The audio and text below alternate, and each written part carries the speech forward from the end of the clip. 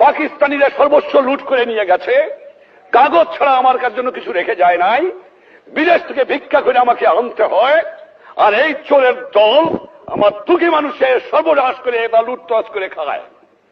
আমি শুধু এমার্জেন্সি দেই নাই, এবার আমি প্রতিজ্ঞা করেছি যদি 25 বছর এই পাকিস্তানি জালেমদের মধ্যে জিন্না থেকে আরম্ভ করে গোলাম মোহাম্মদ, চৌধুরী মোহাম্মদ আলী, আইয়ুব খান, এইয়া খানের মধ্যে বুকের পর টান করে সংগ্রাম করে থাকতে পারি, আর আমার 30 লক্ষ লোকের জীবন দিয়ে স্বাধীনতা অর্জন করতে পারি, তাহলে পারবো না?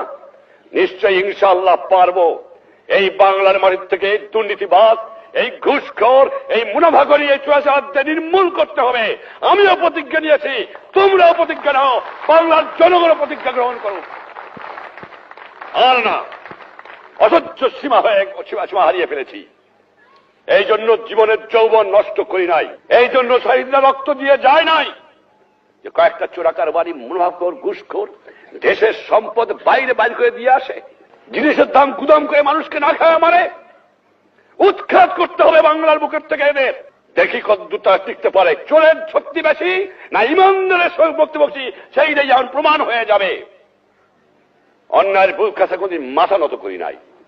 বারবার পাকিস্তানি আমাকে ফাঁসি দিতে চেয়েছে, বারবার বুক টান করে আমি দাঁড়িয়ে রয়েছি, কারণ আল্লাহ আমার সহায় ছিল, বাংলার জনগণের আমার দোয়া ছিল, এখনো সেই দোয়া আছে।